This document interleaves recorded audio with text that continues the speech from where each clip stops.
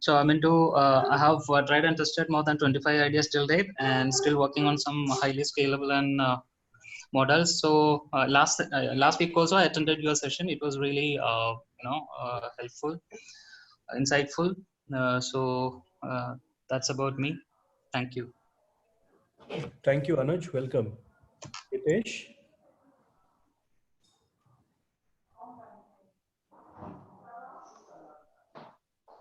Hitesh, you're still on mute. Madhu? Hi everyone, my name is Madhu. I'm a medical student and I'm planning to start a pharmaceutical business and a startup. So I just thought that attending this would be helpful for my future. Sure. Welcome, Madhu. Yeah, Hitesh, you have unmuted yourself.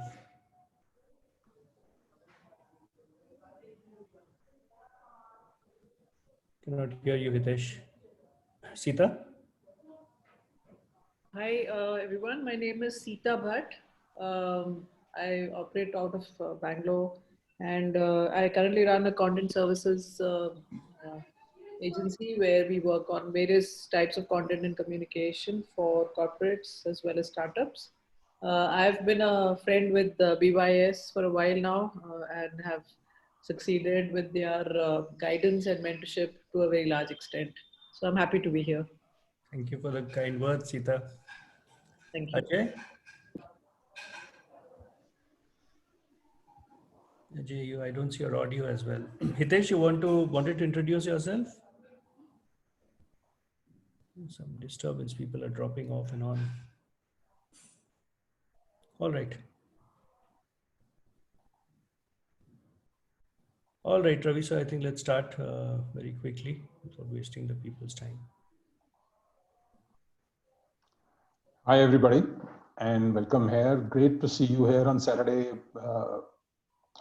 which is technically a holiday, but you know, this work from home is kind of completely decimated the idea of weekend. And so once again, welcome, and let me start off my presentation. Give me a minute. Oh, I need to share first. Hang on.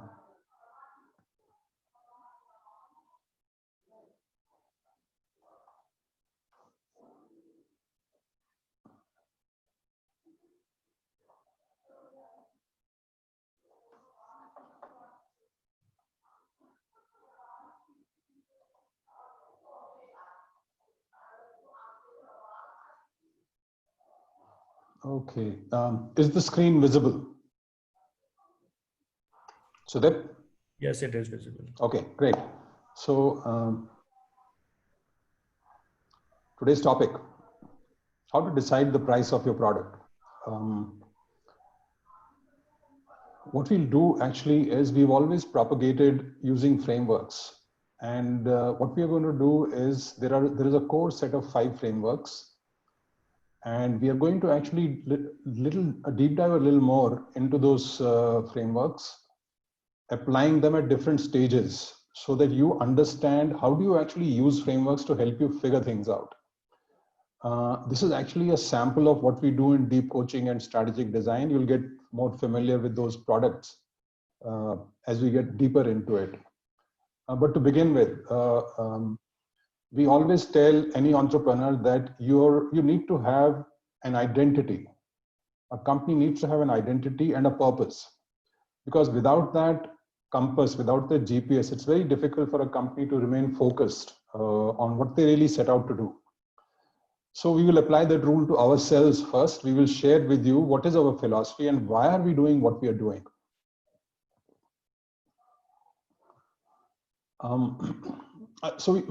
I've personally worked with SME entrepreneurs, about 100 of them, since 2013. And I have interacted with close to 3,000 plus entrepreneurs through workshops, through specific product engagement that we have. And what I really realized is that we in India are not really prepared for entrepreneurship. And this is our understanding of that. why do we think that we are not prepared? BYOS, while I have been working with startups since 2013, we actually set up BYOS formally in September 2018 when Sudip and Anupma also joined the team. And our focus was, how do we address high failure rate that startups have? 95% startups close within 3 years. So we said, let's first examine why this happens. So this was our premise, our hypothesis, that culturally Indian youth are encouraged to actually seek jobs. And consequently, they are not trained or coached to be an entrepreneur. They would rather do something than think and plan and then execute. Consequently, their ability to think through things, specifically in business, and develop a problem-solving capability with an entrepreneur mindset is not developed. They're actually taught to be more realistic, make sure they get a great career and they start getting into a good job, they go to the best college, rather than be in touch with their emotions, and they're taught to follow their passion. I think lately in, let's say, more educated families who are professionals, this thinking is changing, but that's a very small percentage of this country. Just to kind of share with you a statistics, I don't know how many of you are aware that for any economy, any country's economy to prosper, a large part of employment must happen and contribution to GDP must happen from SME sector.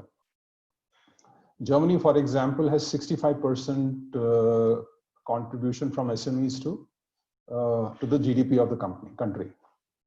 India is sitting at 16%. And there also manufacturing is at 7-8% and services is at 24%. And services has picked up in the last few decades only. I think this is a big indicator as to why entrepreneurship does not really succeed in India. Because this problem that is affecting startups has been affecting SMEs for decades. So it cannot be about the business. It has to be about the capability, the training. It has to be about culturally, what are we taught to be? And in comparison, if you look at the Western culture is very different. And you find a much better percentage of businesses succeeding and growing in the Western entrepreneurship system. Is it a surprise that in the top 500 Fortune 500 list, there are only 6 Indian companies? But the Chinese companies have grown from 3 to, I think, something like 35. So we need to think about it. What is it that is holding us back? And here's the thing, what we found was that youth are encouraged to be entrepreneurs from their childhood if they show inclination and initiative. There is a liberal use of thought frameworks, business models, business tools, and coaching. Just to give you an example, one of the most successful entrepreneurs I have read about, a serial entrepreneur and an investor, is a gentleman called Bill Gross. He runs a incubation center in US called the Ideas Lab. And he's turned out a number of successful startups. So he had gone around interviewing 200 odd startups and we'll be sharing those results with you as to what did he find out, and you'll be surprised. But at age of 12, Bill Gross went to his father and said, I want to start a candy stand next to the bus stand. Imagine what would have happened to you if you had gone to your parents to say that. But Bill Gross's father took out $100 and told him, sure, go for it. Here's your initial capital, but you'll have to pay me 25% of profits for the capital that I'm lending you. In that one instance, father taught 2 things to his son. It is great to be an entrepreneur, and money does not come free. This is one thing which a lot of entrepreneurs in India haven't really got it, that money is not free. Money comes with a lot of liabilities. And then again, in Western culture, I have seen tremendous degree of customer centricity and value creation. My experience with that culture has been, if as a customer I complain, they start with the assumption customer is right, even if he's wrong. Whereas in India, it's the reverse. Just to share an example with you, I'm getting a house, apartment, interior decoration done for an apartment from a company called Homes Interior. And instead of 45 days, they've taken 4 months, and not a single word of apology from them so far. And that, apart from that, there are 31 glaring errors for which I have sent them photographs.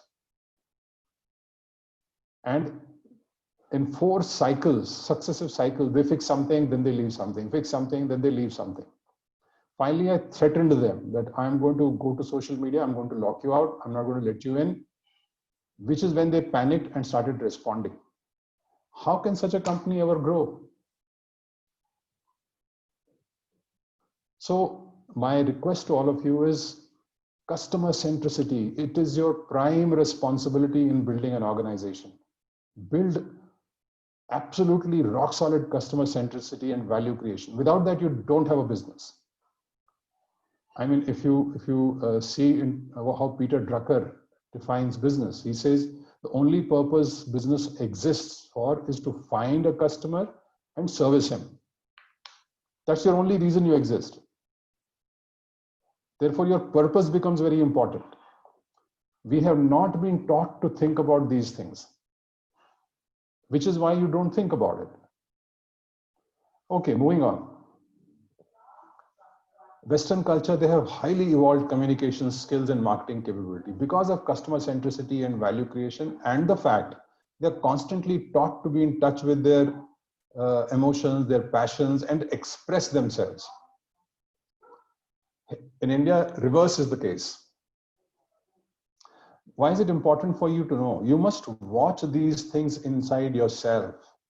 That are you also expressing behavior that's going to be detrimental to your company?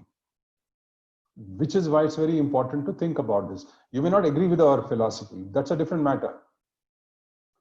But think about it and reflect, and then either accept or reject. So what is our problem statement? Given this is what our hypothesis is, this is our problem statement. This is where our purpose comes from. In order for the Indian startup entrepreneur to be successful, he needs to be coached using a combination of thought and business frameworks to help him strategize and then create, execute, review, and refine his operations plan in a structured manner that covers his complete journey, from the time he gets an idea till he has created a growing company. This is our purpose. This is what we will do. This is nothing about my vision, mission, values. It has nothing to do with that. This is our identity. This is what we do. This is what keeps us focused. So how are we going to do it? What's our solution? What we did was we realized that we have to look at the whole journey end to end. So we created a 5 Kazims journey business evolution framework that actually leverages well-established international as well as proprietary business frameworks to help the entrepreneur convert his idea into a successful company. And this is what the 5 Kazims framework is about. Your work starts from idea to opportunity. You have to, every business idea is not a business opportunity. That is your starting assumption. Rather, that's your starting premise. It's not even an assumption, it's a premise. So you have to first establish whether an idea is actually a business opportunity. The first circle that you see is the first thinking that you must do before you even think of putting a single rupee. So this is what we covered in our webinar last week. If you figured it out, yes, you did your analysis, you applied the frameworks that we are suggesting you should use, then you have to get into what we call customer development. You have to start communicating about your value proposition, finding customers, and then establishing a market. This is the most critical stage for you. So whatever we discussed today in terms of pricing strategy, we'll focus on this stage. Then the next stage is, once you start finding customers, you start succeeding, you start expanding your product and your customer base. Again, it's a very different activity. And startups, all these breaks that you see are chasms. Startups can fail at any one of these chasms. Once you have done this, then you have to actually discover a business model, which means figuring out how you're going to make money, which is the focus of today's webinar. Helping you figure out what should you do to figure out how to make money. And then you come with a go-to-market strategy. By this time, you probably already got funded because you've discovered business model, you already got funded. So now it's all about growing. So go-to-market strategy has to be created and then finally move to growth. Startups fail at each of these stages. One of the biggest failure which failed was PepperTap. It was a copy of Flipkart, but they just couldn't get the script right. They just couldn't grow. They got funded to the extent of $40 million. That's a lot of money. $40 million is, wow, really a lot of money. Because 1 million is about 7 crores. So you can do the maths, 320 crores, a lot of money. Okay, moving on. So how do we engage with you? How do we engage with startups? What have we done which helps us translate our purpose into a deliverable? So we do workshops because our approach is very different from the mentors, advisors you will find, because there are a lot of frameworks and an absolutely different process in building a company. So we do workshops to help you understand the frameworks and the process. A very large number of entrepreneurs get it and they don't come back after that. They go and implement it. And they keep coming back time to time, just getting clarity on some specific issue they may have. Then we do, for those who now want serious handholding, we do one-on-one coach insight. They may have a specific issue that they are not able to get past. They can't think it through. Then our coaches work with you to help you think that through. And we give you, again, we apply frameworks and we give you very specific steps to follow to get past that. This is something we have just created, strategy design. We've got about 5 clients for this. So what we have found is that there are entrepreneurs who need more support than just coach insight. So strategy design is an engagement that happens over 2-3 months. And we work very closely with you on a week-to-week basis. And we help design your complete strategy for that stage. So for example, it could be idea to opportunity stage, or it could be one of these 5 chasms. So we work with you over 2-3 months and help you decide your entire strategy and the outlines of your operations plan at that stage. And we have another product, which is basically what we call end-to-end deep coaching, where we actually literally become part of your company. We join you with wherever you are. We work with you wherever you are, whether it's idea to opportunity, whether it is customer dev or product go-to-market fit. And we will work with you on your strategy, on your operations plan, on execution, helping you review and fine tune, do pivots if necessary, do change of direction if necessary, but keep you focused till this time you become a company, which is the last stage of this journey. After that, you've got a team in place, you've got funding in place, you don't need that deep level of involvement. You can get into what we call advisor role or a mentor role, where you get in touch with us once in a while and we help you figure out an answer. So this is what we do.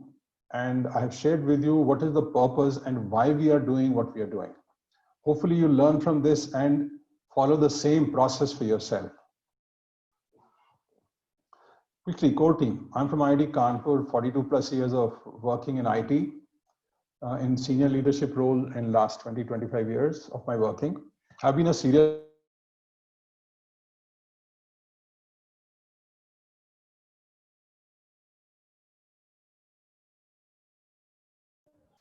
Your audio went away, Ravi sir.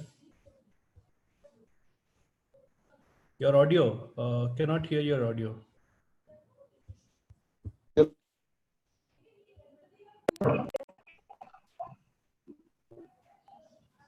Yeah, you're back now. I don't know how much you missed. After your profile, we could not hear anything.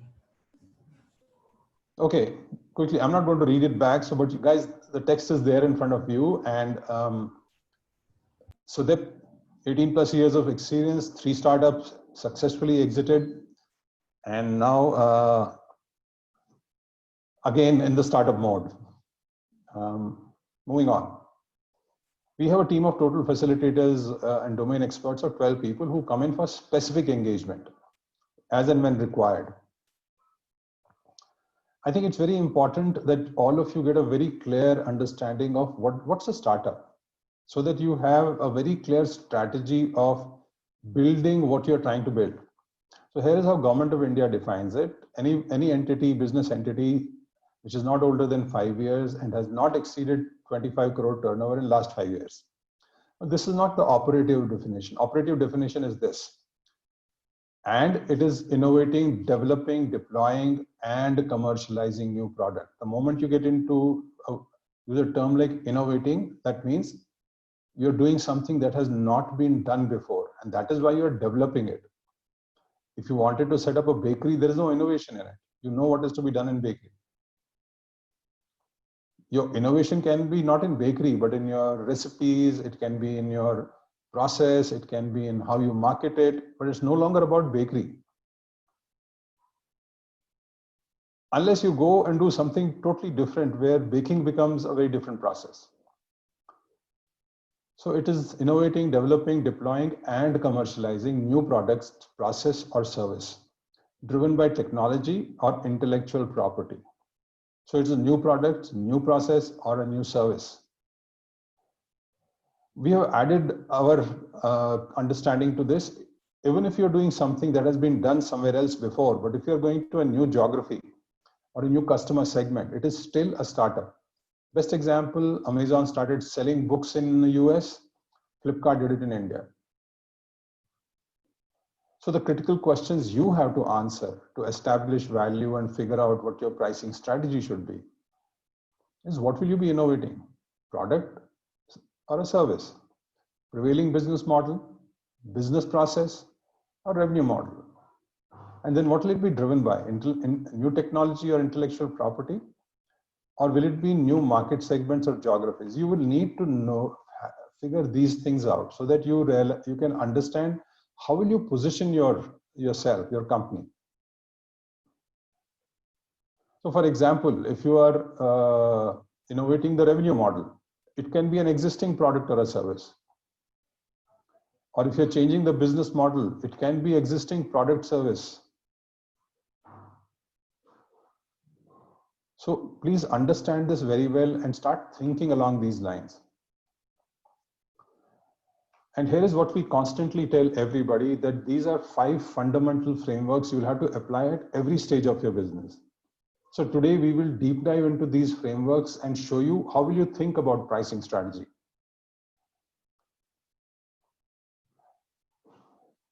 So if you think through this, then you will automatically be able to build a business plan. We've seen almost all entrepreneurs struggle in building a business plan. Excuse me, give me a minute.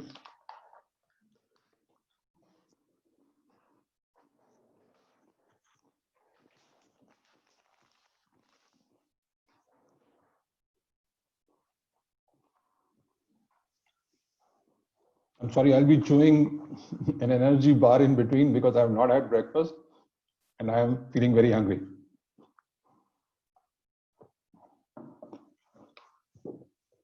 So sorry about the crunching noise. Okay, back to business. So as I said, we'll be using these 5 frameworks throughout today's workshop to show you how to apply them. So if you thought through what are you innovating, are you just copying some existing idea but you're changing your revenue model, then the next question you'll need to answer is, how are you different? So will your idea truly disrupt the market? You need to know this, because if truly disrupts the market, you can then decide to choose a very different pricing strategy.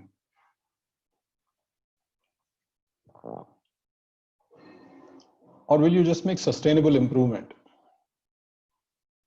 To understand what does it mean. So, for example, when companies announce a new phone with more memory, better display, it's just a sustainable improvement.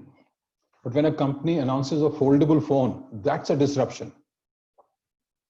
Because now how you use a phone changes.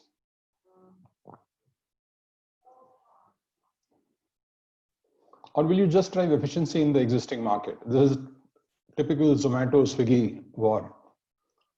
Swiggy does some efficiency improvement, Zomato follows. Zomato does some efficiency improvement, Swiggy follows.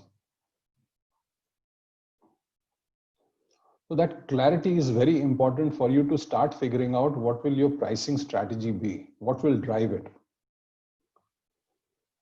So now let's look at startup definition from funding perspective. It's very important because the government definition gives us how will you differentiate. But this is very different. So let's understand, and this is the definition we use for startups. So first of all, it's a business. You have to get away from this whole notion of startup is something different. It's a business with an uncertain future. See, the moment you start defining it like this, instead of you say startup and get carried away with all the glamour and all those unicorn news about startups, which will kind of drive you. If you move from that thinking and look at it as a business with an uncertain future, your perspective will change. Very important to remember this. And why are you setting this business with uncertain future? Because you're wanting to address problems a customer is facing. So a business is not about what you're, dreaming about. Oh, I'll build this great product. You know what? I know how to code, so I will build a really awesome app. That is about you. That's not about the customer. So walk away from yourself, go to the customer side and ask that question. What is the problem the customer is facing? And why is he facing that problem? He's trying to perform some job. So understand what is the job he's trying to perform or wants to perform. Redbus became successful because customers were having a problem finding a ticket easily. If customers were not having a problem, Redbus would not have been successful. So it is the customer problem that becomes important and not this beautiful out of the world idea that you have.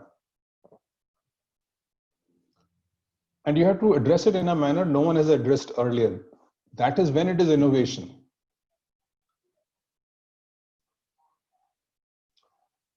And it is based on a set of hypotheses about how to address them because nobody has tried it before. Now you have a set of hypotheses, just like we in Bulletproof Your Startup had a set of hypotheses. And it may so turn out that we are wrong. 5 years down the road, we may say, no, we need to correct these hypotheses. These hypotheses are not right. Or we might discover, okay, for this set of market, these hypotheses are not right, but for another set of market, they are right. But you will have to, because if we had not done that, our approach would have been like every other advisor and mentor, and there are so many people who do webinars and workshops. We would have followed the same approach.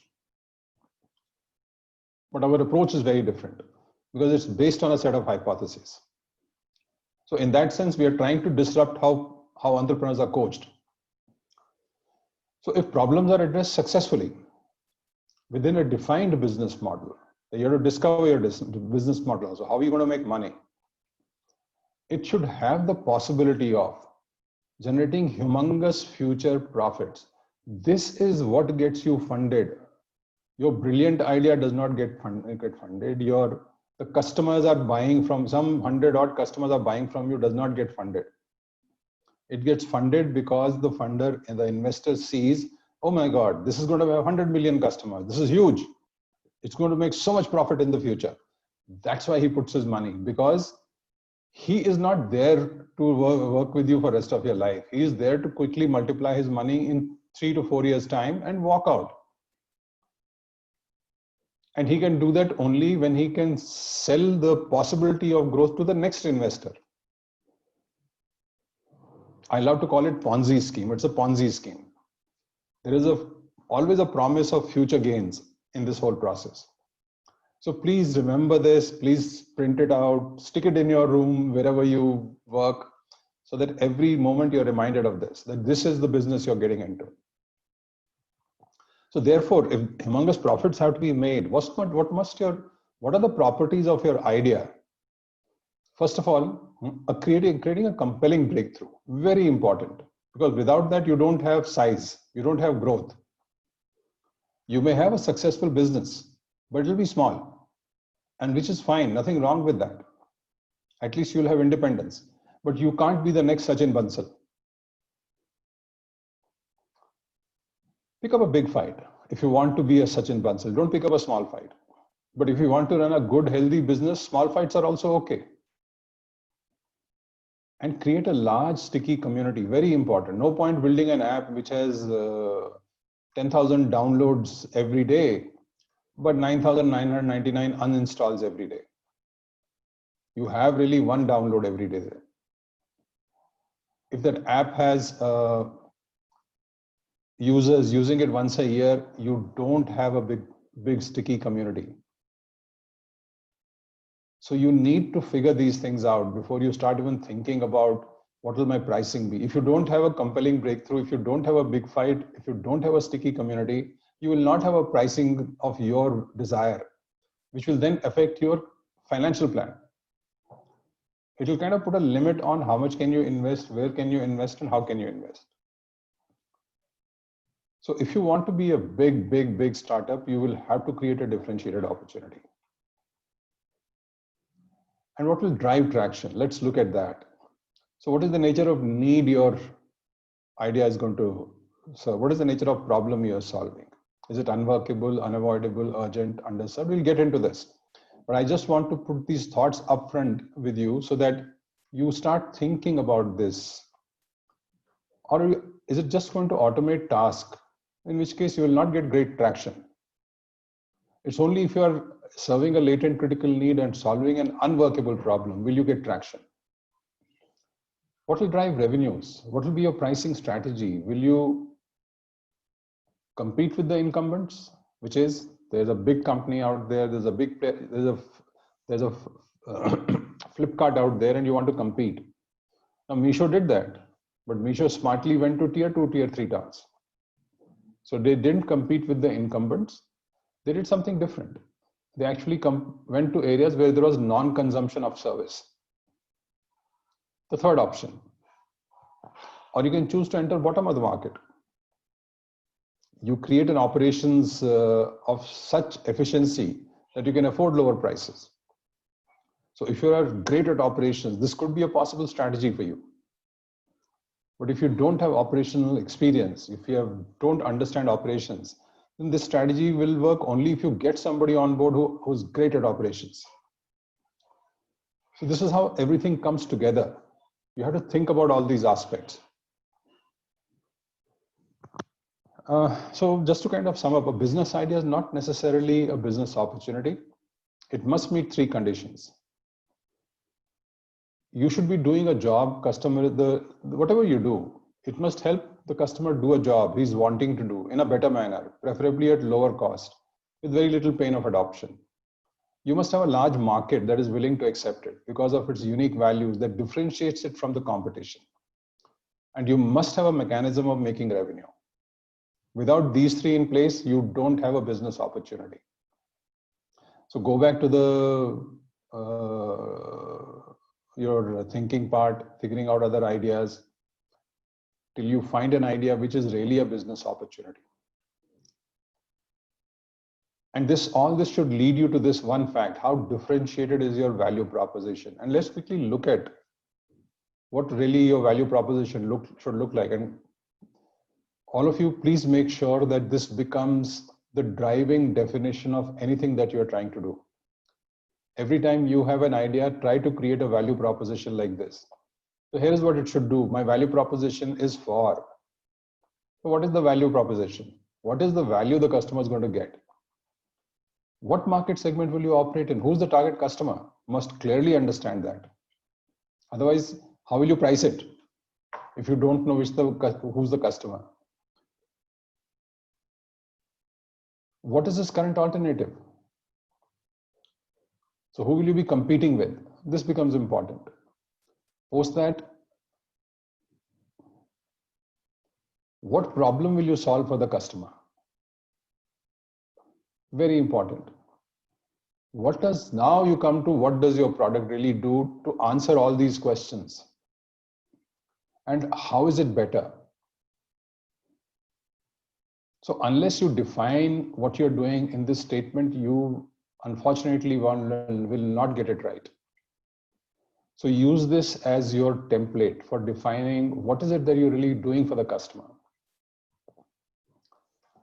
Okay, since we said we'll be looking at customer development stage for figuring out pricing, I will now actually work on what will your journey be like, so that you start understanding what will you need to do at each stage. But before we go there, since we have lesser participants, I mean, this is the time you guys can ask me specific questions of whatever we have discussed so far. So that we can take questions at this stage. Sure, we can. Morning, Raviji. This is Sita here. Hi, Sita. How are you? I'm good, Raviji. Thank you. So, Raviji, actually, in terms of a journey, typically, you know, as entrepreneurs or startups who are wanting to get started, we end up hitting the ground running. There is hardly time to sort of, you know, check on a certain set of guidelines or templates or frameworks also. Of course, they can be the guiding force, but often we do it in a reflective mode, as in, did I do this right? Did I get this particular angle right?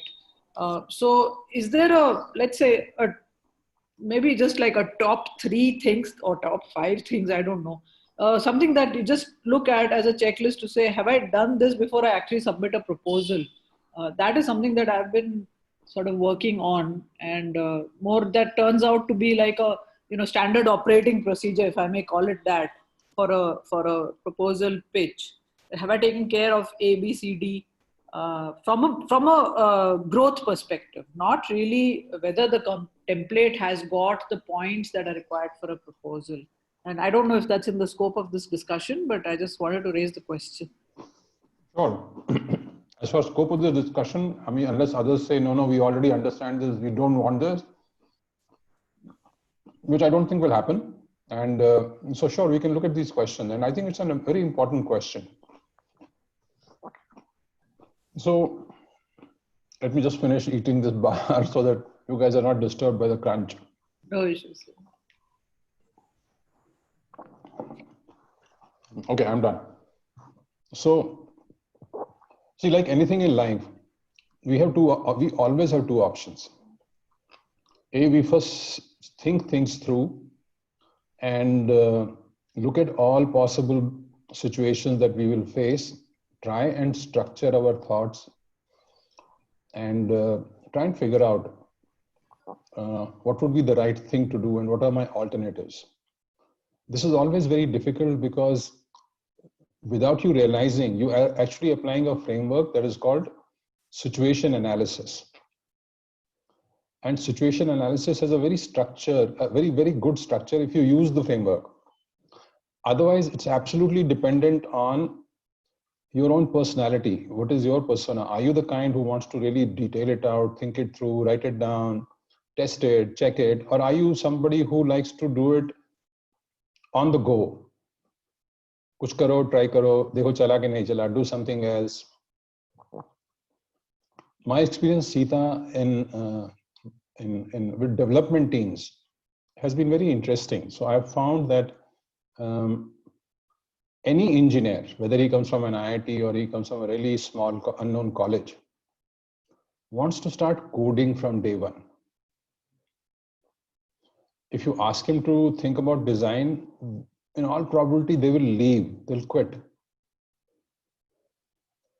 Very few realize that learning grammar, which is actually improving your coding skills, is not necessarily a route to becoming a great author. Because an author has to have a plot. He has to figure out how will my story run? What will I do at what stage? And then he can figure out, okay, what are the words? He can be a wordsmith once he has a framework. He has the path laid out. So there are no right or wrong. It depends totally on your personality. How do you want to, what are you inclined to do? However, if you're going to do it on the go, then you better make sure that you are not putting too much money in it, that you give enough financial runway for yourself. Because usually what happens is people run out of money with the first couple of ideas. And then they start hunting for an investor. And investor can also see that you're desperate because you're not reached anywhere. So this is one part of the story.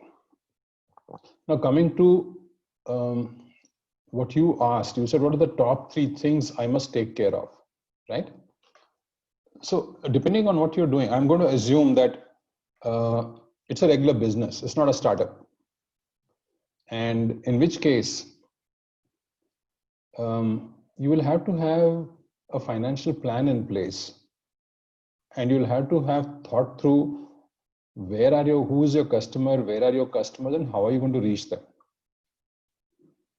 So you would have to figure out what is your break-even point, what money will you require. That part is very necessary, because in an established area of business, it's easier to predict your path.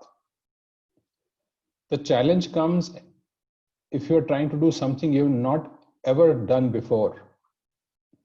So then you have to go back to what I showed you earlier. If those 3 things are not have not been established, you have a problem.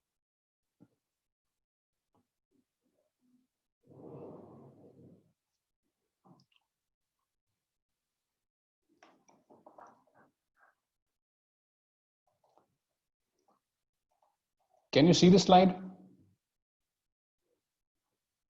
Yes. See? Yes, Raviji. So yes, you will have to decide on this. And how do you do this? So we will, during the presentation, we will actually show you, but it's fairly, I mean, you can think these things through. When you ask that question, am I really disrupting something? The first question you have to ask is, okay, whatever I'm doing, is it going to change how people behave and work? Yes, clearly you're disrupting. And thinking through that part, Sita, is not difficult. If you remember, Sita, the conversation we had about you're going to, what is that area in Gujarat? I'm in Kutch actually right now. Kutch. Oh, you're in Kutch right now. Okay. And my understanding was that if entrepreneurship is an issue, that if you bring a framework there where entrepreneurship can take off. Now you're disrupting how Kutch grows. But then you explained to me that there are a lot of moneyed people already in Kutch. And which personally came to me as a surprise, because I didn't have that idea. My preconceived notions about Kutch are very different. So here is how we make mistakes, because I'm allowing my preconceived notion about Kutch drive my solution. So first thing is, better understand the market you're going to operate in before you make assumptions about you're disrupting something. The second thing, which you can very easily figure out, is, are you picking up a big fight? So when you start examining your market, you can do it through thought frameworks. You can do it through small experiments on the web. I'll be talking about it later, to figure out, are you really going to be able to get response from a large number of customers? So let me give you some ideas. Zappos. Zappos is an online shoe sales company, which got set up sometime in 2005. And what happened at that point in time, there was no online shoe sales company. And the entrepreneur, after looking at various shoe shops, realized that there are far many more shoe manufacturers than there are brands displayed in a shop. So his problem statement was, is there a way of making product information available to buyers without actually carrying stocks for all the brands? This was his problem statement. Now, what he did was, in order to test this, he went to local shops and signed an agreement with them that if he sells shoes online for them, they pay him a commission. I think some 20-30% of price was given to him as commission. With the shops that had agreed, he photographed every single brand published its price, and put the entire thing on a website for which he spent, I think, some few $100s, and then he spent another $1,000 in prompt marketing it. So in $1,500, he decided to test his idea. And sure enough, he started getting orders. What he would do is the moment he would get an order, he would go to the shop, fulfill that order, ship it himself. Since he had received money, he could pay the shopkeeper and ship the shoe. Zero investment in stock. This is what we call the concierge model. And he built up to 1,000 orders a month, which is when he knew that he was onto something big. And that's when he went for funding. And when he shared the data with them, the investor also saw that this is going to become huge. And if I ask you this, that, hey, if you are going to display shoes from every single manufacturer on a website, do you think a lot of people will buy? Your intuition will tell you, yeah, it sounds like big. And that's what exactly happened to the entrepreneur. His intuition told him, hey, this is going to be big. But then he put it to test. And he figured out from the test that it's a big fight. And when he started getting repeat customers, he figured out it's a sticky community. They keep coming back. So you can put these three things to test. And once you share that data with an investor, he will also see your story and you will get money. These three things are the basic criteria that must apply. Does that answer your question, Sita? Yes, to a very large extent. Thank you, Ravi sir. Any other questions?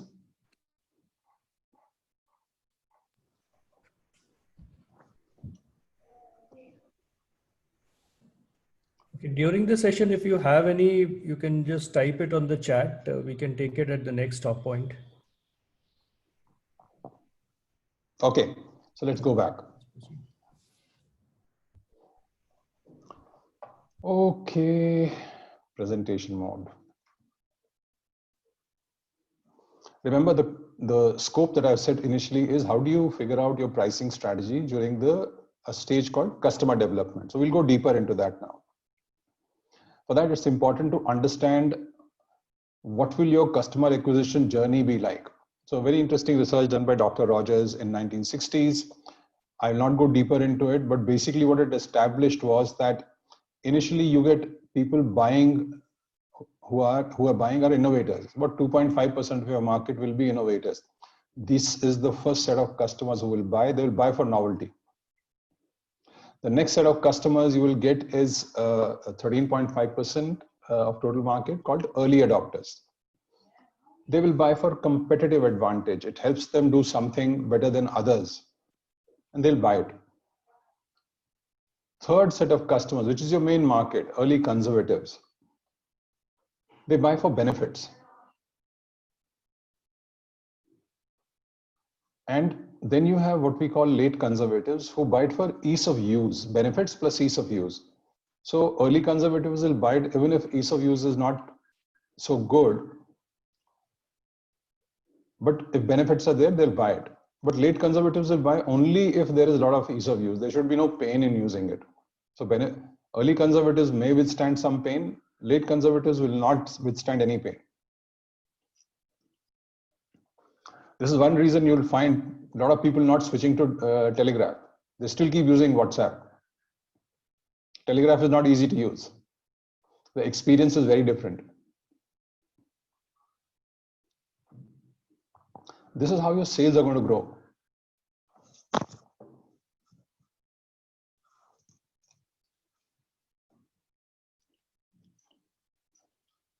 There's an excellent book written on this called Crossing the Chasm by a gentleman called Jeffrey Moore, who's a business consultant. So I would suggest pick this book up. And the terminology changes. The terminology really now is the innovators are called technology enthusiasts. Early adopters are called visionaries. Conservatives are called pragmatists and conservatives.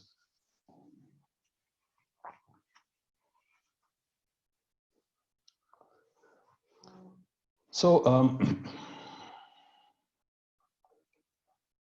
the gap between visionaries and pragmatists is huge. Why is it huge? Because it's easy to sell competitive advantage, but it's very difficult to sell to conservatives on benefits, because anybody who's looking for benefits will want references, would want, dependability, reliability, because what if you close tomorrow? Then he doesn't have benefits.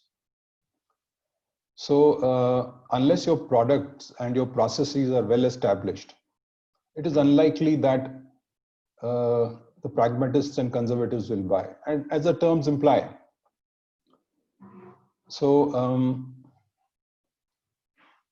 unfortunately, what happens is when you start building something, you're actually thinking of your main market and you're driving everything from there. That's the first mistake you make. Really, you have to focus on the early market, which is technology enthusiasts and visionaries. And the main market, mainstream market, will follow later. After you have succeeded in the early market, you've figured out how to cross the chasm, then you can actually start addressing the main market. But what happens, the entrepreneur invariably is viewing the main market and deciding everything from there. Biggest mistake. You should actually be focusing on technology enthusiasts and maybe visionaries. But if he attempts to jump across the chasm right in the beginning, he is bound to fail. This is how people run out of money. The moment their minimum features are ready, they try to go for the whole market. It doesn't work that way. So forget the main market. Just focus on the early market, and whatever you do, whether it's pricing strategy, business model, has to be thought through from the early market stage. And this is the stage we call customer development, where you're working with technology enthusiasts and visionaries mainly. You may have some pragmatists, but that's just a lucky shot. Some person decides to take a risk with you. So where should your focus really be? I mean, if you are still at ideation stage, forget customer development. Get through with the ideation, prototyping, technology creation part. You will do testing at this stage. You will test various things. But you really haven't gone into customer dev stage because you have not established it as a business opportunity. So the way to do that is you start, then keep focused on ideation and prototyping. And once that is clear, become market focused business and product development company. Interact with the market in the customer dev stage, start understanding what the market is telling you, come back and figure out what to do to your product, but retaining a very sharp focus. Servicing those customers which form the highest segment of your entire customer base at that point in time. Your first 100 customers are going to come from here. So very sharp focus here. And this first 100 customers is being said more from a B2B perspective. For B2C, the numbers will change. And for the moment, just forget your mainstream market, which is a grow and scale problem. You're not there yet. Therefore, what you have to do at customer development stage is embed your pricing strategy in the customer, into your product roadmap, into your strategy, into your marketing strategy at the customer development stage itself.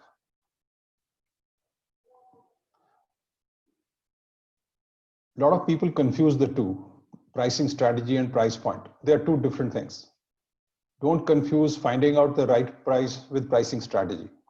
So we'll spend some time understanding what is pricing strategy, what are different types of pricing strategies, and when do you apply which. And then we'll figure out, okay, how do you figure out price point at different stages?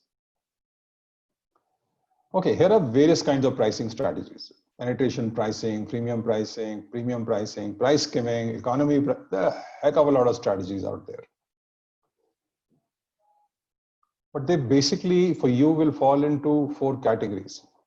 What are you really focusing on? Are you focusing on maximization, which is revenue growth, which is optimal short-term and long-term prices are same. You're just trying to increase your revenue. Especially when there's no clear difference in customer segments' willingness to pay. All segments are ready to pay you same price. then you maximize revenue growth. This will happen much later in your journey. If it happens to you in customer dev stage, congratulations, push for revenue growth. So you maximize in short term, charge highest price possible. So for example, let us say you're doing a project business. Let's take a situation. A lot of people are getting into factory automation, and they're trying to actually automate securities and hazards situation, response to security and hazard situations. And if you are solving this problem for, let's say, a critical industry, it's a refinery with running process, and if there's a very high risk of the whole plant going up in flames, and you come out with a solution which, if implemented, will ensure that such a thing will never happen. You can maximize the money you will charge in project mode. Don't try to offer low prices. So it depends on what you're doing. Or you could be strategizing for volume growth, penetration, which is what we will probably be doing in customer dev stage. Your goal is to penetrate, to get a market share. So low price becomes a dominant way to win. If you don't have something, as we go in further slides, I will show you how do you figure out that what is the nature of opportunity you have. And it depends on the jobs to do analysis that we will show you how it is done. You do bottoms up pricing strategy. You don't do a top down strategy. You minimize adoption friction and grow quickly. You want the customer to just start using it. But if there is friction, he'll not use it. Without that, you will not penetrate. Land and expand sales. Get in first and then expand. Entry is the focus. How do I enter? How do I enter? How do I enter? Constantly, you're just thinking that. So that's your penetration strategy. Usually in early market, this is what you will be doing in customer dev stage. I think 95% to 99%, this is what you'll be doing. But you could have a unique situation where you need to adopt a totally different strategy. Or you could be, no, this is not going to happen to you. This is for an established organization where they're established and they now focus on generating profit. They start with higher price. You see this happening in Apple. They broaden customer base with offerings at lower price. So whenever, it's a beautiful strategy. When Apple comes out with a new product, they'll drop the prices of their lower, earlier products. Why do they do that? Because their new products are deliberately priced higher. Deliberately. If they can sell it at $900, they sell it at $1,200. But then they reprice their other products at a slightly lower price. It's a beautiful strategy. What they're doing is they're still selling older technology. So because of the differential, see, a lot of people look for the new app, are ready to buy a new Apple product. So let us say I'm on Apple iPhone 6 and I'm now waiting for iPhone 12 to come out. And iPhone 12 comes out and I had thought I will buy it at $900, but it is $1,200. Now, what will happen is, since I have already keyed myself up to buy the next Apple, I might end up buying iPhone 10 or iPhone 8 or iPhone 9 or any other iPhone that is out there in the market, which is now available at a lower price. Fantastic strategy. So when you guys succeed, skimming can be, and you are into product business or services business, which are layered, skimming can be a great strategy to use. Then volume growth. You simply want large numbers. And people are, you're now, for large numbers, you are actually getting into price sensitive buyers. So you reduce your marketing and production costs to bare minimum so that you can really cut your prices and gain as much market share as you can, so that you really get those large volumes that you need. So you maximize in short term. You can always, once you got the volumes, you can always get out of that economic strategy and go back to your original pricing strategy. So I think what I really want you to take from this slide is that your pricing strategy depends on what you're really doing and how are you going to enter the market. You can't blindly say this will be my price. You'll have to think through which of these 4 situations apply to you.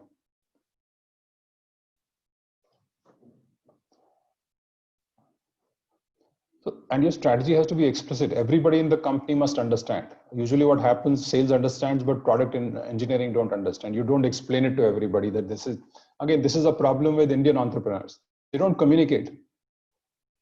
They don't align people. They don't, you know, I used to really wonder when I heard an American talk about, if I see a webinar run by an American, if he has to talk about some concept which can be explained in 30 seconds, he'll take 4 minutes. He'll make it a conversation. He'll keep talking about it. He'll keep explaining it.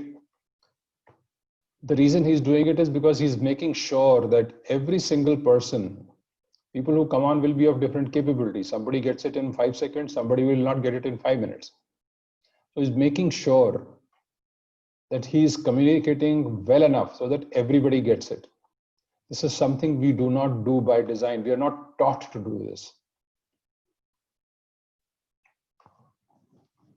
If you note, my experience is that most children in their parent-child reaction are never asked to explain. They're asked to defend.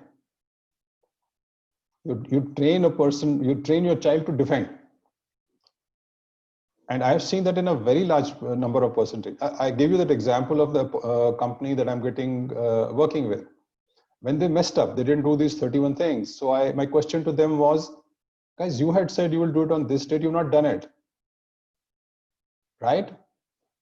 Instead of telling me, yes, sir, you're right, we didn't do it, they start explaining, you know what, plumber didn't come, this didn't come. What are they doing? They're not taking responsibility. They're putting it on somebody else. This is what we do naturally. As a culture, we try to explain things away rather than taking responsibility, because we have not been taught to do that.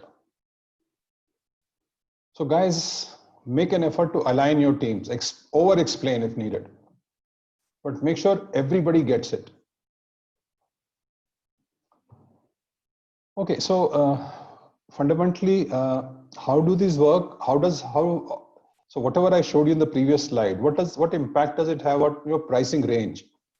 So economic will be, quality will be low, price will be low.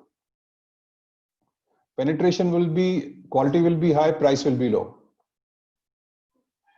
So since you have to go for penetration pricing, make sure your quality is high. Whatever you're selling has no issues. Don't give half-baked stuff which has issues. And keep your price low. If you're trying to go for maximization strategy, sure, then quality is high. You can't say, you know what, I'm going to have premium pricing, but my quality sucks. Doesn't work. Skimming, quality can be low, price can be high. So very interesting. I told you that Apple uses this strategy also. Their technology is always old. They always are a couple of years behind other companies. They don't give you the latest technology. Their product quality is great, but their technology is dated. But because their product quality is great and their branding is great, they manage to carry out the pricing strategy. So you don't have to have cutting edge technology to get into skimming pricing mode. But you need to have a brand, and you need to, the fundamental product needs to be very, very good. So for example, let us say you're going to create a services platform. We have an example. We have an entrepreneur who's got into apartment maintenance. And he's been very successful into apartment block maintenance. And he's been very successful in the last couple of years. He's doing nothing different, except his quality of delivery is way, way better than anybody else. He's made sure that his services are top notch.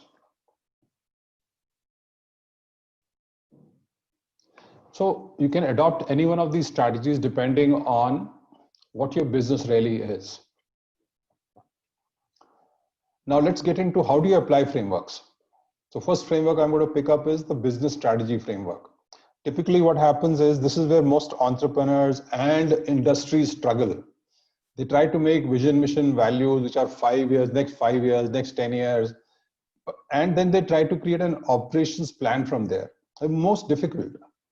You don't know what the situation be in 5 years. And making an execution plan for today, what do I care what I need to do 5 years from now? I need to care what do I do today. So we have found this framework very, very successful. It is called the 5 questions frameworks. You start by defining your aspirations and goals right from day one. And aspirations cover your identity, the top line and the bottom line from our perspective. They could be larger for you. You could actually expand on it, but these 3 things are minimum. You could say, I'm a startup. I don't know what the top line will be. It doesn't matter. You will have to start with a number because that will give you a direction. You could say my revenue will be 0. My profit will be minus 20 lakhs. It is okay, but you will have to have a target. This is what we do. When you get involved with us, we will force you to answer these questions. So aspirations and goals, where to play and where not to play. This is your ideas to opportunity examination. How to win, competitive strategy. How will you win in that, wherever you're going to play? Okay, once you decided how to win, what will be the capabilities required to win? And what management systems will you need to put in place to do that? 99.9% of entrepreneurs don't think of these 5 questions. They just want to do, get going, kuch banao aur bechna shuru karo. It doesn't work. And when you think through, you keep making tough choices because you look at your financial plan, you look at how many people you have on board, and you start making strategic choices and you start dropping things. So till you come to the management system, then you look at, okay, after I really whittled this down, what am I left with? And you look at that and you say, no, this is going to be an issue. I will not be able to build the company that I am building. Then you start mitigating risks. You start looking at what you dropped and you ask yourself, okay, if I bring this back, how will I mitigate the risk? So you build in a robust risk mechanism, assessment and review mechanism into your process. And this is a continuous loop. You'll keep doing this till you have a fully established company, and you will do it after that also. So let's answer this question of where to play, where not to play to decide our pricing strategy. So which idea to choose, chase, and how? This is what you'll answer because you're still at that early market stage and you're still probably figuring out your idea to opportunity. How do you do that? So this is a customer's job to be done framework, which we use extensively. It's about 3 decades old framework. This is the tragedy of this country. I have yet to come across a single entrepreneur, whether SME or startup, who's even aware of this framework, which is 30 years old. I think this was launched in 96. 96? Yeah, 96.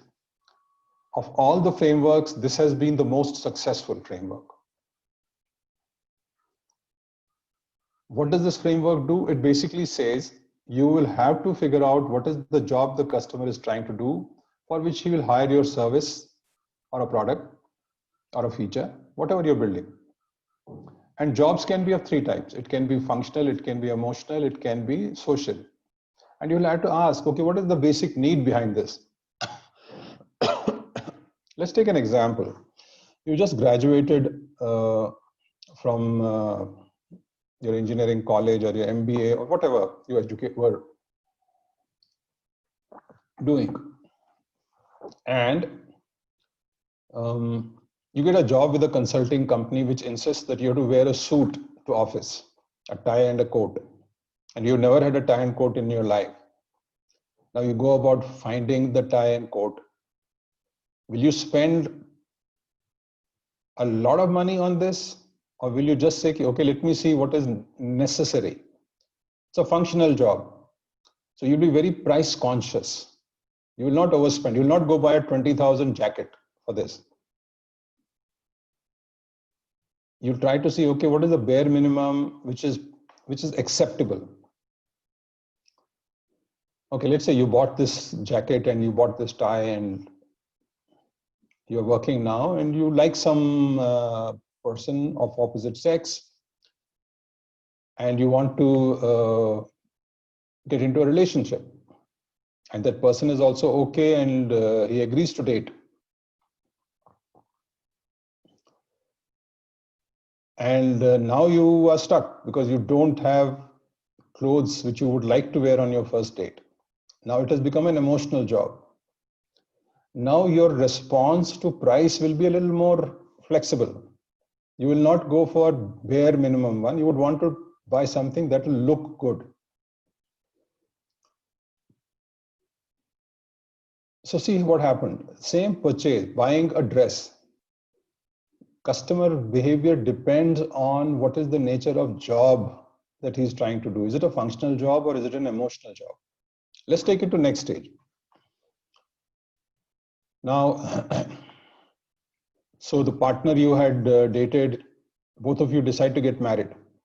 Now you have to buy a dress for the occasion. It is no longer just an emotional job. Of course, emotions are involved, but now it's a social job. Because now thousands of people or whatever number you invite will see you in your marriage. You'll probably go buy a 20,000 rupee achkan or whatever is your fancy. So now your price, your ability to, your readiness to absorb a higher price will increase. So please do this analysis, figure out what is the nature of job the customer is trying to do, because your pricing strategy is tied to it. And you will have to figure out what are his basic needs. So we'll take the same example when we examine needs. So needs basically fall into this matrix. A need can be blatant or latent, as you see on the vertical axis here, which is how visible is the problem to the buyer. And need could be aspirational or critical. So when you were actually going for the job, you didn't want the job to buy a coat. You don't like wearing coat, but because job required it, it became blatant and it became critical. Critical because they won't let you in without a jacket and a tie.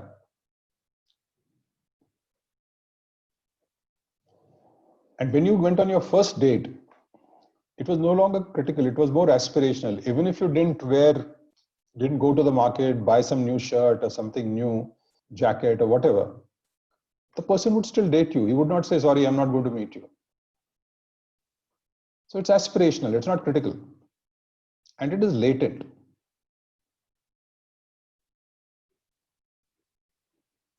But when you're getting married, it is aspirational and it is blatant. It is there in your face. You can no longer go wearing your ordinary clothes. I know people who have gone and married in their daily wear, but that percentage is very small. That's a niche market. So this is how the nature of needs changes. But every need has an underlying problem that you need to solve. I'm short on time, so I'm going to be a little faster. So problem can be underserved. I'm going to quickly illustrate this, then move to how do you apply various frameworks. Let us say you have a sprain in your leg, your thigh muscle, you pulled your thigh muscle, and you have a bike and a car which you can use to go to office. You usually take bike because it's faster and cheaper. Even though you have a sprain, you can still ride a bike. So you go on in your bike. So it is an underserved problem. You can manage. You really don't need to figure out this. Maybe the sprain will go away. However, the sprain does not go away. It is no longer possible for you to ride a bike. So it's become urgent. You need to do something about it. But you have a car. You realize that, okay, Bike is difficult, but you can still drive a car. And because you've got a really huge project going on and you can't take time, so you're not going to a doctor. And so you carry on, then you realize that, driving in Bangalore, that constant change of gear, pressing clutch, pressing accelerator, your problem is aggravated. Now you're unable to drive a car, but you still don't have time to go to a doctor. So you decide to take cabs because now you don't have to physically move. So you take a cab, you're still able to carry on work. But now because you ignored it, you're unable to get out of your bed. Now it has become unworkable. You will have to solve it. So if you can find a big problem to solve, which has a latent critical need, underlying problem is unworkable, that's a breakthrough opportunity. And here your pricing strategy will be very different. But if it is underserved, you better come out with free options, because otherwise person may not respond, customer may not respond.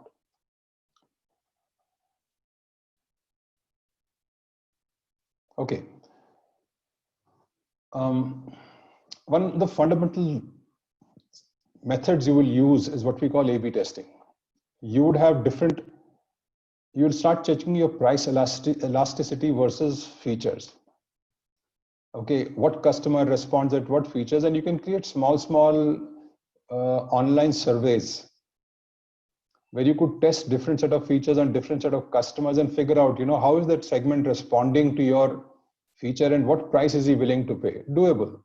So you do this enough, I think by spending 10,000-15,000 rupees over maybe 10-15 surveys, you'll get a decent idea about the market before you have spent even a single rupee on building the product.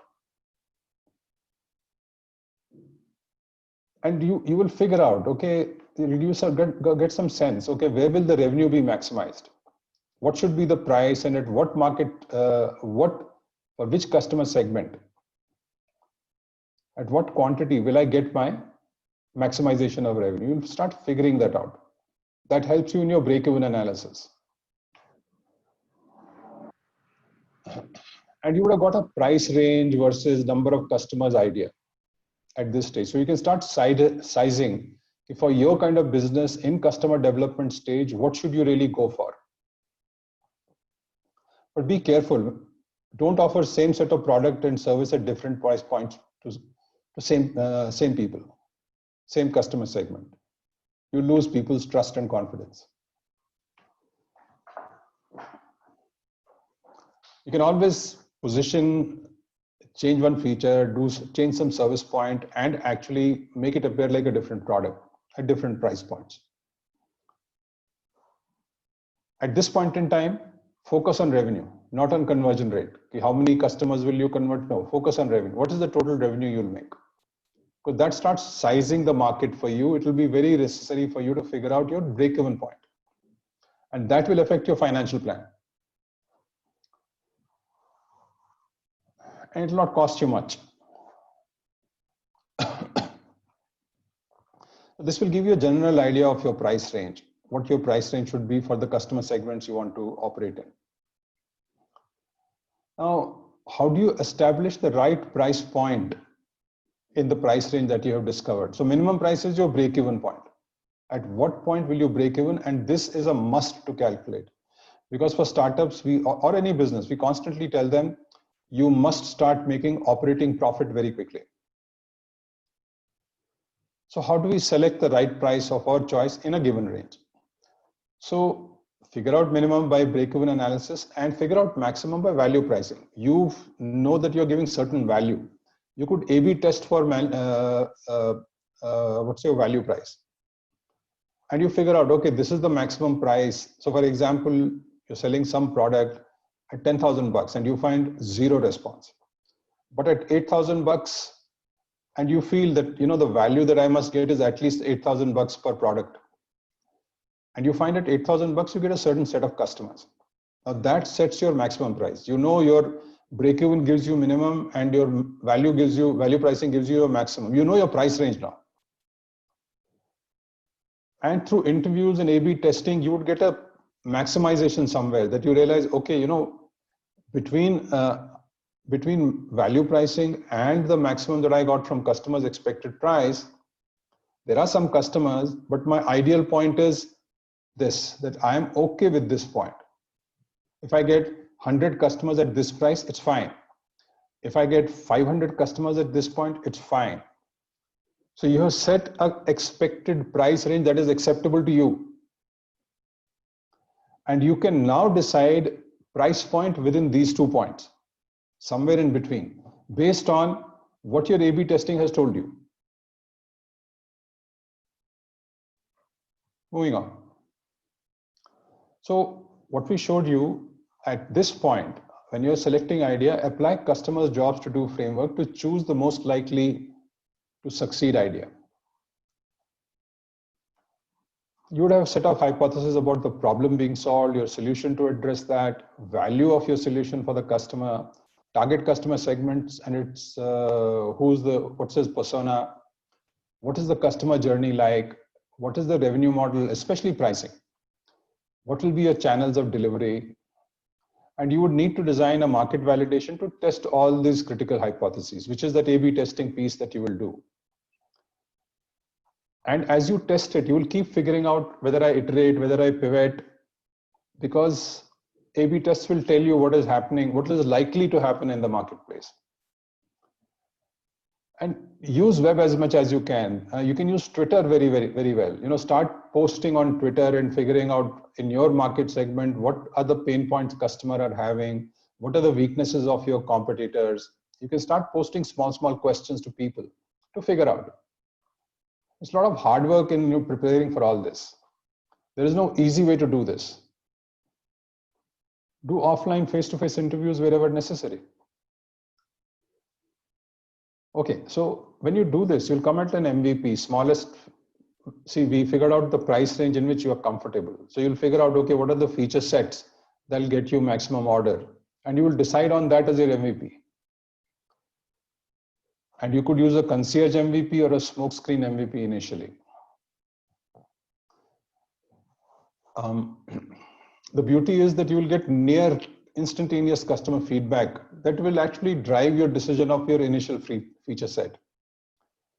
A smokescreen MVP is essentially an MVP where a method where you create 2 screens. First screen says, okay, this is my product and offering.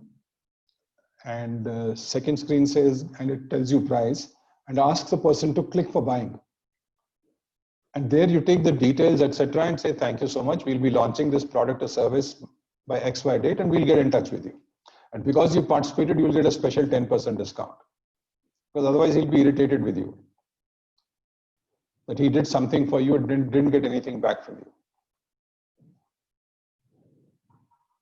For value pricing, you will need to figure out not only why people are buying from you, but also figure out those who are not buying, why aren't they buying? Why are they not wanting to give you 10,000 rupees for your product? So this is a constant exercise. You'll try to figure out what features will the customer pay most for. When you do all this, you'll have a reasonably good idea as to what is the customer numbers you'll get, what price, what features, and it's your starting point. What doing this is, it'll cut down time. You might spend some time thinking through this initially, planning it, but it'll actually cut down your time. Because you'll very quickly figure out, instead of doing iterations on the go, you'll very quickly figure out what's going to get you maximum bang for the buck. So where to play, where not to play. Next question you have to move to how to win.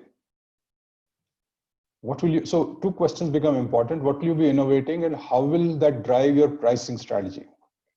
So these were the things we spoke of: truly disrupt the market, sustainable improvement, drive efficiency in the market. So this defines your innovation strategy. You'll need to define your innovation strategy. So that becomes the second important aspect for your pricing strategy. So this is also where you're going to define your competitive strategy. How am I going to compete? Compete with incumbents, enter the bottom of the market, or compete with non-consumption? You'll take that call. So you figure out your customer jobs to do, figure out innovation strategy, figure out competitive strategy. Now you need to figure out your financial strategy. So here's what's going to happen to you.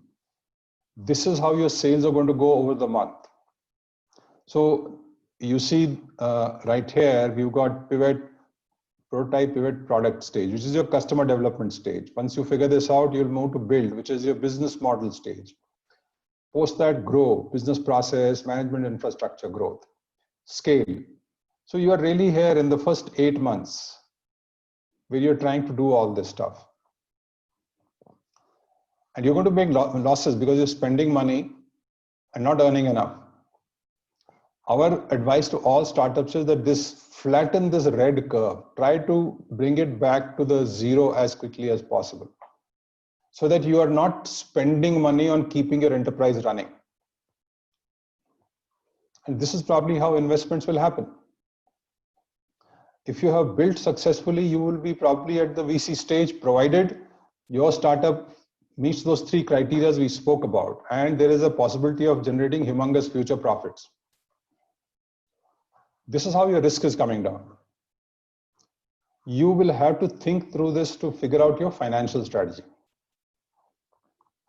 Initially, please plan for bootstrap or crowdfunding. Crowdfunding, get your friends, go to crowdfunding platforms,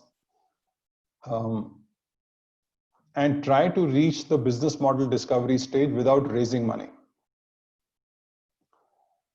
This is when angel funding will happen, and this is when really VC funding will happen. These are very aggressive timelines. Typically, it will take you 2 to 3 years to reach a VC funding stage. So you figure out how a financial strategy, figure out how you're going to bootstrap and how you're going to minimize expenses. You'll have to think this through. And your pricing strategy will depend on this. If you don't have enough money to figure out, if you see, okay, it's going to take 9 months and 20 lakhs to build this business to that stage, and you have only 10, you'll have to figure out where the additional 10 comes from. If it doesn't come from investors, you better get it from the customer. So you'll have to start thinking like this. Post that, you'll have to go to market strategy. And these are, we cover this in detail in customer acquisition and early stage marketing for startups. But largely, this is what marketing is. You have segmentation, you have targeting, you have positioning, and you have approaching. You will have to plan this out, think it through. And you have done a lot of testing in your A/B testing for this also. Which segments are giving you what kind of response on what kind of positioning? And to what messages do customers respond on which channels? You would have figured this out. Okay, having done that, now it's a question of how will you message about your product to the customer? Because believe me, price depends on this. Typically, you will focus on technology and you will start talking about features. This is the worst strategy to take for figuring out the right price point. Because features customers can understand very easily. It's not an emotional involvement. You tell me what features, I'll take a rational, inside me, I'll have a very rational outlook to it.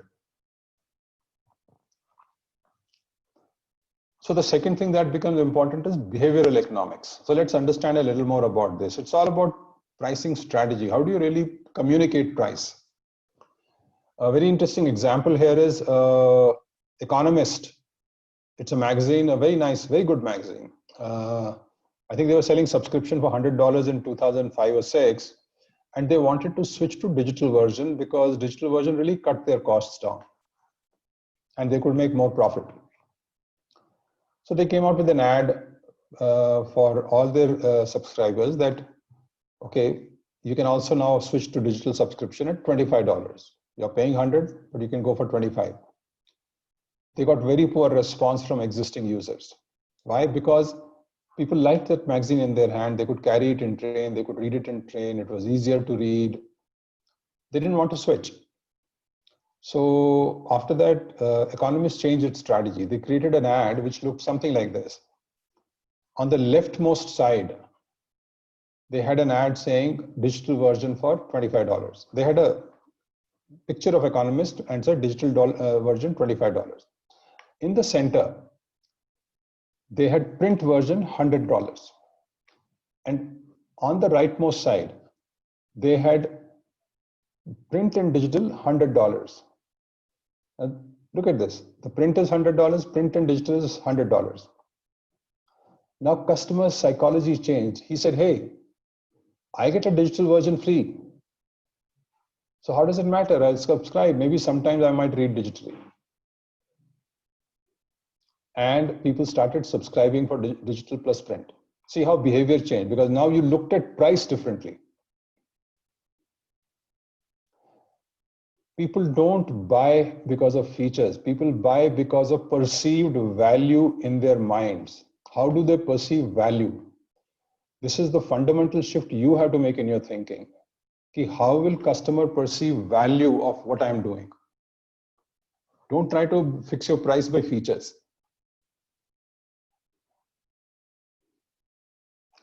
I don't know how many of you are aware that today there are trillions of dollars worth of inventory in diamonds with some of these really big diamond producing companies. But because they control how many diamonds are getting issued, the price is crazy. Because the production cost of diamonds is phenomenally low. They've made huge amount of money and they can afford to store. So perceived value of diamond is driven by availability of diamonds. Tomorrow, if diamonds are dime a dozen, it won't have value. So please understand, customer pays for value, not for features.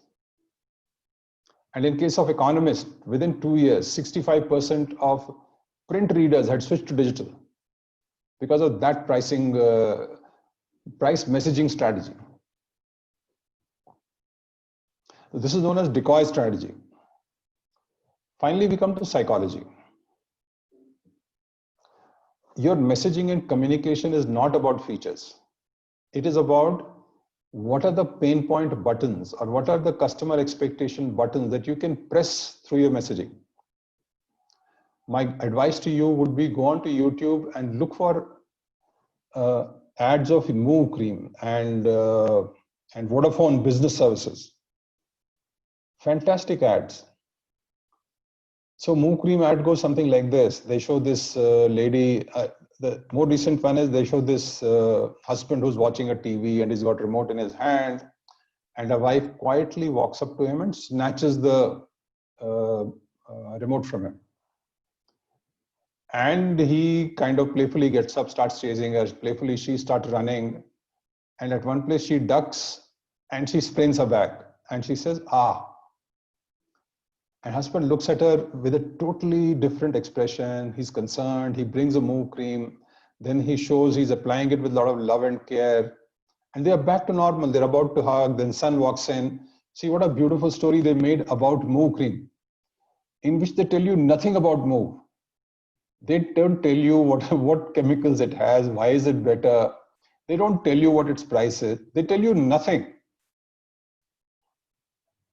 But they told you a great emotional story about husband and wife's love between themselves. And they connected the product to that emotional feeling. And just that pressing of emotional button will cause a customer to choose your product and pay more. So please, I mean, you guys are mostly engineers or people who are coming from tech background. You like to be rational. But the right messaging strategy moves from rational to irrational. It's not about features, it's about emotions. So first steps to accelerate your growth. What do?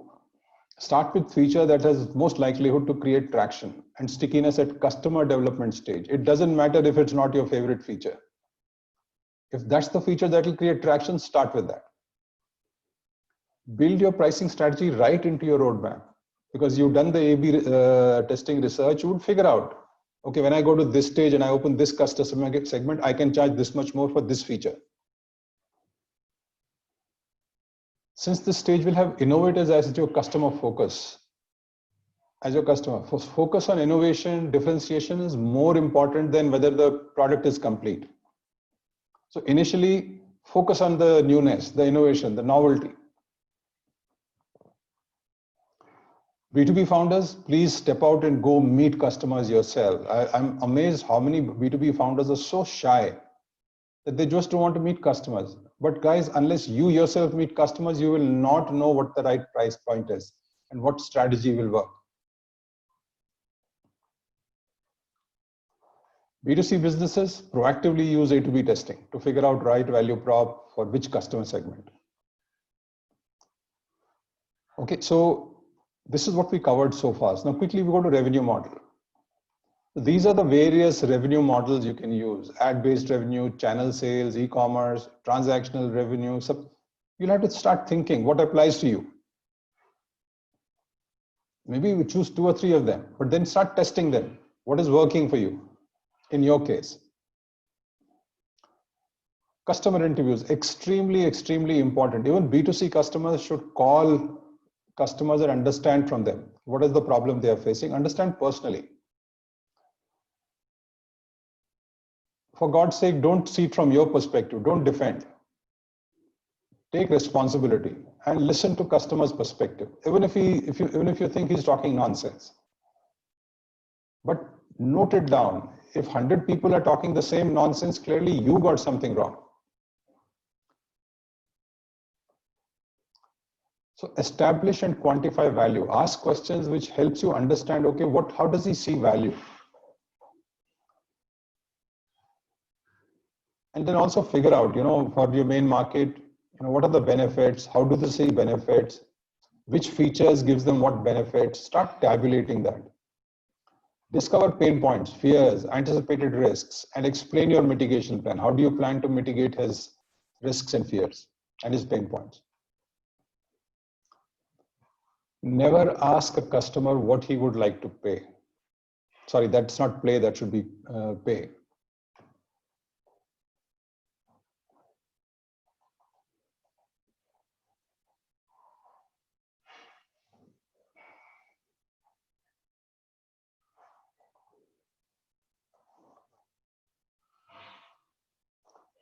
Never ask. Always ask what value he perceives. And based on the value he perceives, decide what you would like to charge. So you would tell him, so dear customer, this is what we think we would like to ask you for. Set the parameters. Don't leave the parameters to him.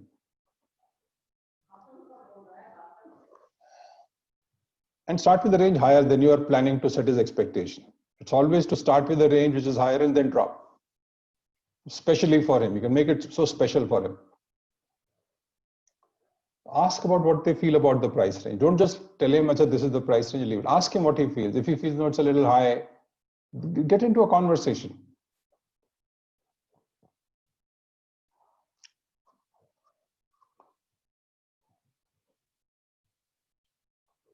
So these customer interviews will give you much better understanding of what part of your pricing strategy is working with which customer segment, how does he see value, what is he ready to pay. It's a very important input for you.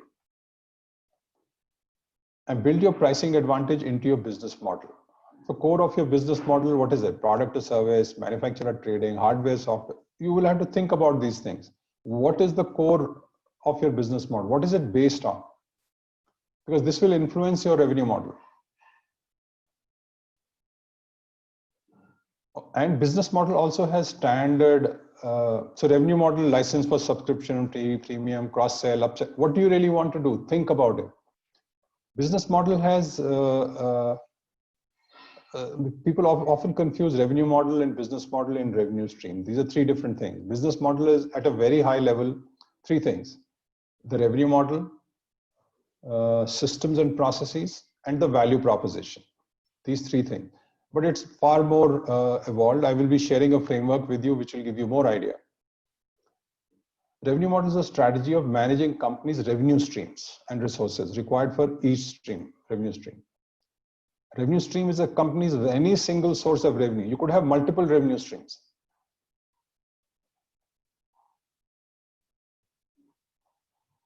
And pricing strategy is how you plan to charge for the value delivered. So these are 4 levels: business model, revenue stream, pricing strategy. All need to be very clearly. So pricing strategy for each revenue stream needs to be defined very, very clearly. Various revenue streams that will form your revenue model needs to be defined very clearly. How does that revenue model fit into your business model needs to be understood very clearly.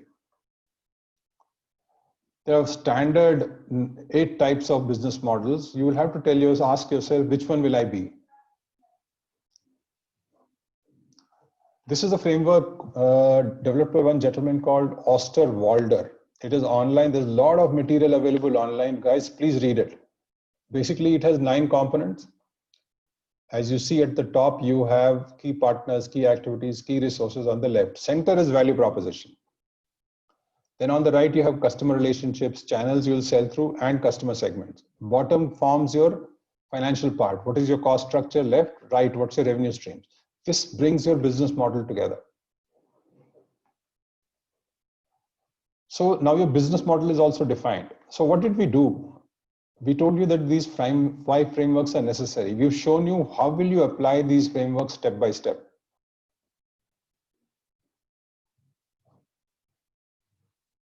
A question we often get asked is, how do you change price? Suppose I start with a X price, how do I change it? So it's easier to raise the price than lower it, because you can always add a feature and raise your price. Or you have the Apple strategy. You come out with a better product and you discount your earlier prices. People will still understand it, accept it, because you're giving him a choice. Guys, you can buy a better model. But if you have only one product and then you go lower your prices, it will not work. So for example, if you see real estate developers, they're in a bad place. There are 7 lakh of unsold apartments. If they had an option to lower the prices and get rid of inventory, they would have done it. But they will have all the previous buyers coming and suing them. How can you change price for the same product that you have sold us and not even delivered? How do you raise price? You give additional features. You make the product better. You will see it so often in these FMCG markets regarding detergents, better, faster. They keep coming out newer products. A toothpaste that gives you whiter teeth. So build this into your product roadmap from day one. Okay? Because you're figuring out your pricing strategy at different stages, build it into your product roadmap. How will you increase prices by doing X, Y, Z in your product roadmap or in your business model? So for example, there are a lot of companies who give you free support in a certain manner up to a certain level. But if you want premium support, you pay for it. You can charge more. So in marketing, there are 4 P's: product, price, place, promotion. Price is the least difficult to change. It's very difficult to change the product, or where do you make the product available, or how do you promote it, what messaging. So price is the least difficult to change, provided you have thought of it from day one. Now just bringing it all together, pricing rules to follow, analyze and evaluate your costs from day one. Create perceived value with your pricing. Don't try to talk of money for features, perceived value. Use price intelligence tools and techniques. Some of them we discussed with you. Create additional values for products and services so that you can build that into your roadmap and charge later. Work on retaining customer. It will get you more money. Find out why customers leave and fix it. Otherwise, you'll end up discounting your product. Segment your customers, because different customers will have different needs, different feature requirements, and different pricing response. Analyze your previous sales and revenue trends to understand what is working, what is not working. Avoid cost-based pricing. Don't say it cost me $100, I can sell it for $120. Your cost doesn't matter. If a person is willing to pay, it's very interesting. I was talking to a startup entrepreneur yesterday who's wanting to bring all these pollution testing centers online. And typically for 6 months of pollution test for car costs you $50. Actually, government only gets $2. So when the person does a test for $50, he pays only $2 to the government. So cost is $2. But his final price is not decided based on $2. He's figured out, okay, this is what the market is ready to pay. And he's happy with that price. So avoid cost-based pricing. Instead, use competitive pricing. What we told you, the 3 different methods. How do you want to price your product? And keep your pricing simple. Don't make it complex. I mean, I don't know how many of you have struggled with figuring out plans for your television service. They have made it so complex and so difficult to work with that it's a pain. It'll take you at least half a day just figuring out what bundle, what combination, what to remove, what not to remove. Very difficult.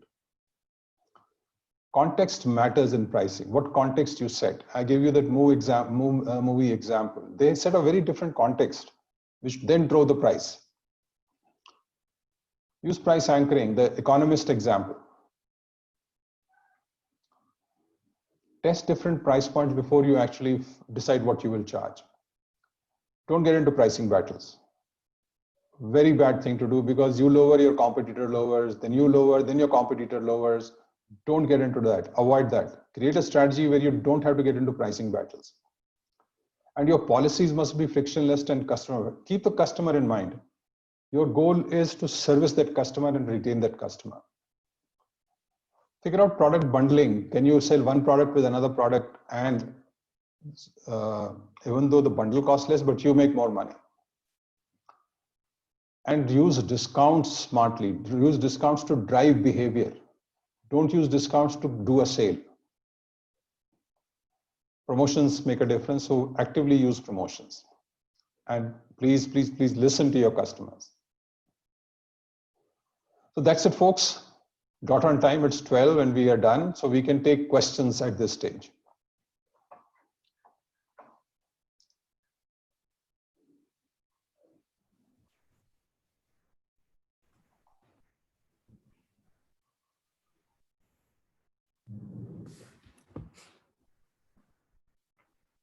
Anuj, Hitesh, Madhu, Ajay, Sita, any questions?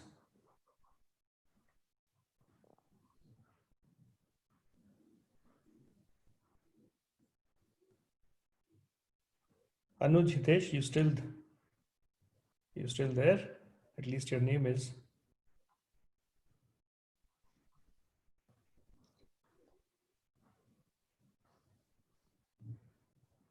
Either we made all of you say sleep off,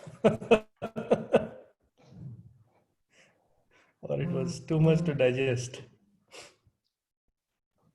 Speak up, guys, so that we can wind up the session. If there are no questions, please unmute yourself and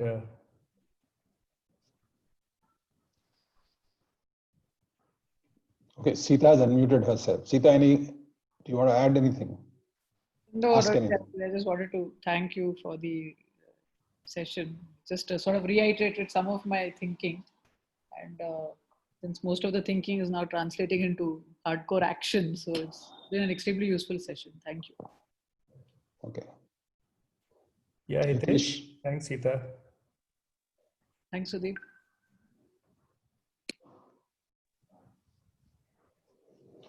Hitesh, go ahead.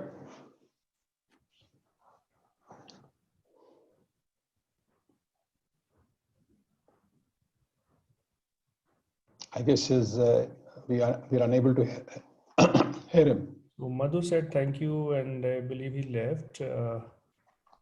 Hitesh, we are not able to hear you. You may want to leave a message to us. The recording of this video will be uploaded on our YouTube channels. You'll get a message with the details, so you can refer the video later on for your as you move on doing your real life pricing strategy. All right, guys. Yeah, I think thank you very much, Ravi sir. Thanks for your time and the detailed session. I'll stop the recording now. Thank you, guys. And wind up. Thank you very much. All the best.